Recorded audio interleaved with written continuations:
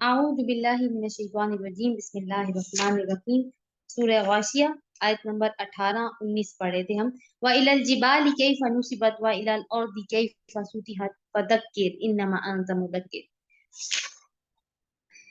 क्या ये लोग ऊँटों को नहीं देखते कि कैसे बनाए गए हैं? आसमान को नहीं देखते कि कैसे उठाया गया? पहाड़ों को नहीं देखते कि कैसे जमाए गए? और जमीन को नहीं देखते कि कैसे बिछाई गई? और अल्लाह ताला कहते हैं ये क्यों नहीं सोचते कि ये सारा कुछ कैसे बन गया? क्या ये खुद ब खुद हो गया? तो इन यानी गौर करने की दावत दी जा रही है कि गौर करो। और गौर करके क्या होता है कि क्यों गौर करने को कहा जाता है? ताकि अल्लाह ताला की ज़ात की मारिफत हासिल हो और इंसान ईमान ले आए। और जब इंसान ईमान ले आता है तो फिर वो वही की दावत के ऊपर भी ईमान लाता है और फिर उसको एग्जैक्टली पता चलता है कि मैंने क्या करना है। तो अभी क्या है कि अब नहीं मानते तो क्या करें? अब छोड़ दें, क्योंकि मान के तो नहीं दे रहे, तरह तरह से दलाइल दिए जा रहे हैं कुरान पाक में, लेकिन नहीं मान रहे। लेकिन रसूलुल्लाह सल्लल्लाहु अलैहि वसल्लम को क्या नसीहत की जा रही है? फदक्किर इन्नमा अंत मुज़क्किर। अच्छा, तो ऐ नबी नसीहत करते जाइए। तुम बस नसीहत ही करने वाले हो, कुछ इन पर जबर करने वाले नहीं हो। अलबत्ता जो शख्स मुंह मोड़ेगा और इनकार करेगा तो अल्लाह उसको भारी सजा देगा। इन लोगों को पलटना हमारी ही तरफ है, फिर इनका हिसाब लेना हमारे ही जिम्मे होगा। प्लीज माइक म्यूट कीजिएगा। तो यहाँ पे अल्लाह ताला कह रहे हैं कि रसूलुल्लाह सल्लल्लाहु अलैहि वसल्लम को कि आप अपना काम करते चले जाइए, क्योंकि रसूलुल्लाह सल्लल्लाहु अलैहि वसल्लम का यही काम है। और उनके बाद जो भी दाई हैं, जो इस पैगाम को लेकर उठते हैं, उनका भी काम यही है कि वो नसीहत करते चले जाएं। और ये जो नसीहत करते चले जाना है ना, ये आसान काम नहीं है। एक दिन नसीहत, मक्का में क्या हाल था? एक दिन कुरान के जरिए नसीहत करते थे, लोग जान को आ जाते थे। अगले दिन फिर उन्हीं लोगों में जाना होता था और फिर उन्हीं लोगों को उसी कुरान में से नसीहत करनी होती थी। तो कहा जा रहा है कि आप नसीहत करते जाइए। और इसमें ये चीज शामिल है, जाहिर है कि इसमें बहुत ज्यादा सब्र इस्तकामत का मुजाहिरा करना पड़ेगा, लेकिन जबर नहीं किया जा सकता। रसूलुल्लाह सल्लल्लाहु अलैहि वसल्लम किसी को हदायत नहीं दे सकते। कोई भी जो अल्लाह का पैगाम पहुंचाने वाला है, हदायत उसके हाथ में नहीं है। हदायत अल्लाह ताला ही जिसको चाहता है वो देता है। लेकिन अल्लाह ताला ने इनको बता दिया, इन लोगों को, कि आखिरकार तुम ये सोच लो कि तुम्हें पलटना हमारी तरफ है, उस दिन हिसाब किताब होगा। सूरतुल फज्र, मक्की सूरत। बिस्मिल्लाहिर रहमानिर रहीम। वल फज्र वलियालिल अश्र वश्शफ़ी वल वत्र वल्लैलि इज़ा यस्र हल फी ज़ालिका क़समुल लिज़ी हिज्र अलम तरा कैफ़ फ़अल रब्बुका बिआद।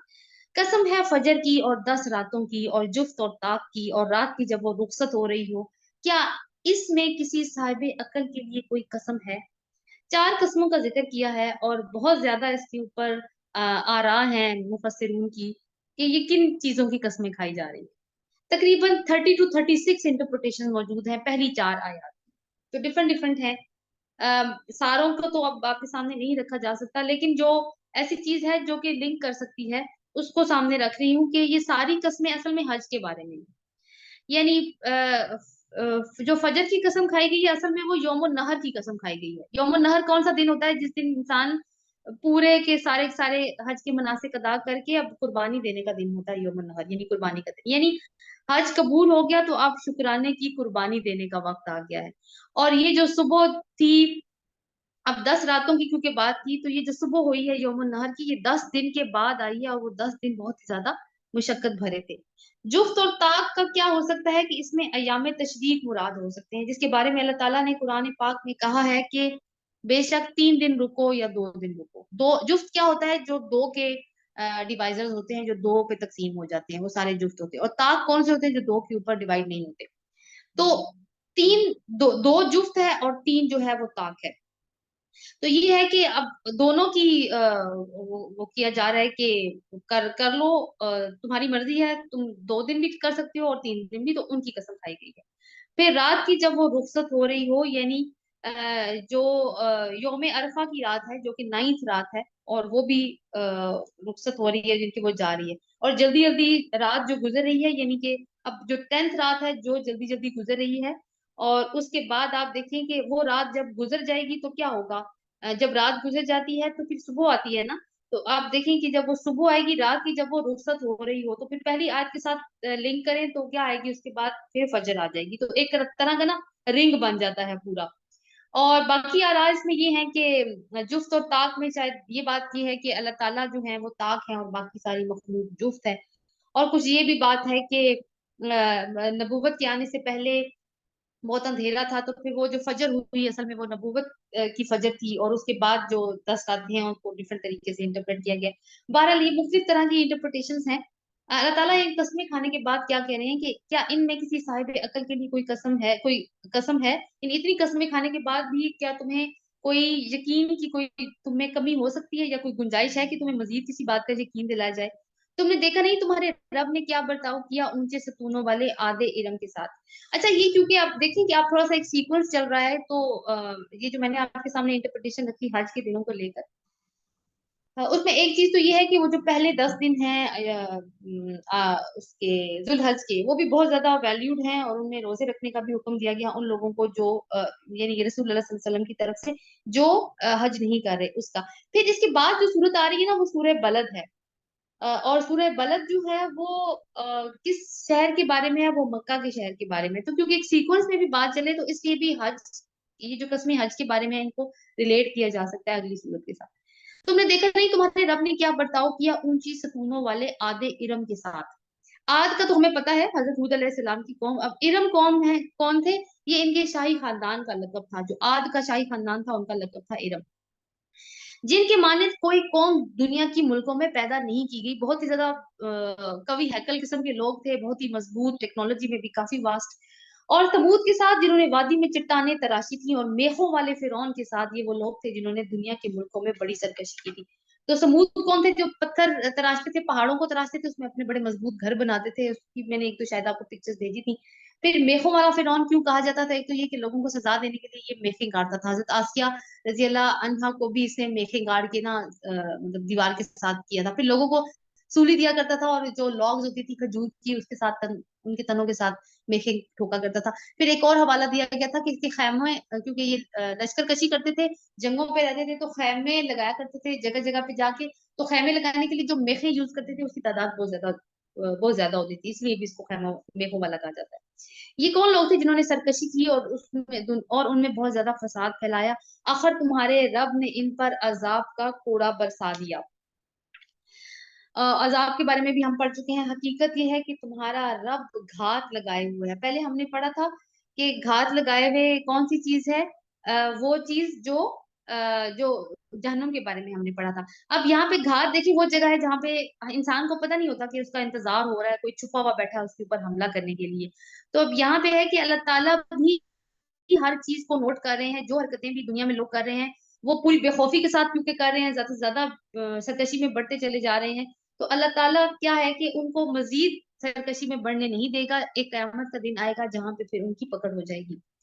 फअम्मल इंसानु इज़ा इज़ा मब्तलाहु रब्बुहु फअकरमहु व नअम्महु फयकुलु रब्बी अकरमन।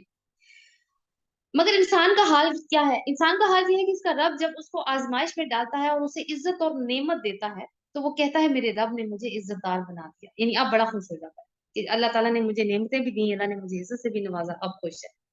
और जब वो इसको आजमाइश में डालता है और उसका रिस्क उस पर तंग कर देता है, तो कहता है मेरे रब ने मुझे जलील कर दिया। हरगिज नहीं।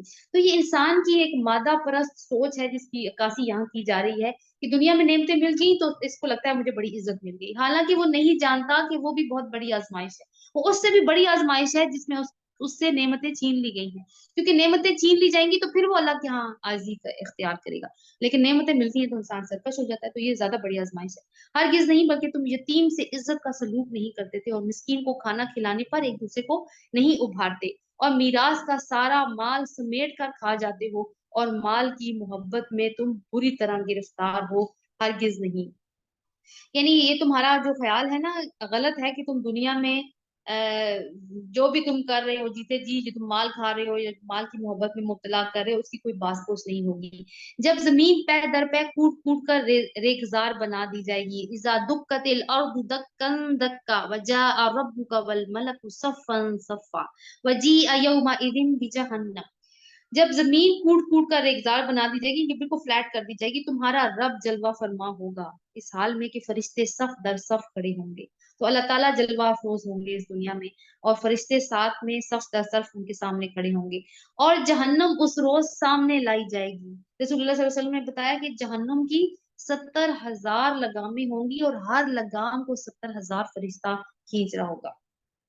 उस दिन इंसान को समझ आएगी कि उस वक्त उसके اور उस वक्त उसके समझने का क्या हासिल। आज जब समझने का वक्त है, आज नहीं समझ रहा, उस दिन लेकिन सारा कुछ समझ में आ जाएगा, मगर फायदा कोई नहीं। वो कहेगा काश मैंने अपनी जिंदगी के लिए कुछ पेशगी सामान किया होता, फिर उस दिन पेशगी सामान किया होता, फिर उस दिन अल्लाह जो अजाब देगा वैसा अजाब देने वाला कोई नहीं, और अल्लाह जिसे जैसा बांधेगा वैसा बांधने वाला कोई नहीं। तो जिस तरीके से उस दिन सजा मिलेगी और कैद किया जाएगा, उस तरह की कैद का और सजा का तसव्वुर दुनिया में ये नहीं कर सकते। आगे बड़ी खूबसूरत आयत आ रही हैं। वो हमने 3 तरह के नफ्स के बारे में पढ़ा था ना, एक तो नफ्स अम्मारा जो हमें सूरह यूसुफ में, फिर नफ्स लवामा सूरह क़यामा में अल्लाह ताला ने कसम खाई, और अब नफ्स मुतमइन्ना था जो एक रह गया था। तो मैंने आपको कहा था कि सूरह फजर में आखिर में इसका जिक्र आएगा, या अय्यतुहन नफ्सुल मुतमइन्ना इरजिई इला रब्बिका रादियतम मर्दिया फदखुली फी इबादी वदखुली जन्नती। ए नफ्स मुतमइन, चल अपने रब की तरफ इस हाल में कि तू अपने अंजाम नेक से खुश और अपने रब के नजदीक पसंदीदा है। शामिल हो जा मेरे नेक बंदों में और दाखिल हो जा मेरी जन्नत में। यानी ये किस को कहा जाएगा, जिन जो बगैर किसी शक व शुबे के अल्लाह ताला का हो गया, और हर अमल जो भी उसने किया वो उसने अल्लाह ताला की खातिर वो अमल किया, किसी को दिखाने के लिए नहीं किया। पूरे इत्मीनान के साथ वो अल्लाह को वादा उनका शरीक रब समझा, और उसके लाए हुए दीन को उसने अपना दीन करार दिया, और उसके ऊपर पूरी तरह से अमल पैरा हो गया।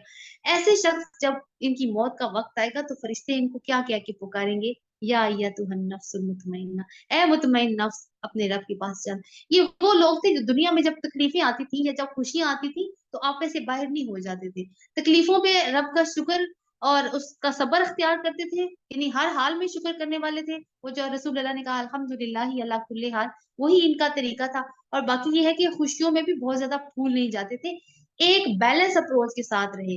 दिल इनके कभी भी हिजान अंगेज जज्बात का शिकार नहीं हुए, बल्कि इन्होंने अपने दिलों को काबू में रखा।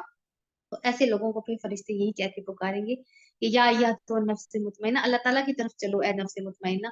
और अल्लाह ताला क्या कह रहे हैं कि मतलब इस हाल में कि अल्लाह ताला तुमसे राजी है और तुम उससे राजी हो, और उसके बंदों में दाखिल हो जाओ और उसकी जन्नत में चले जाओ। तो ये खुशखबरी उसी वक्त मिल रही है इंसान को जिसने अपनी जिंदगी अल्लाह ताला की खातिर गुजारी है।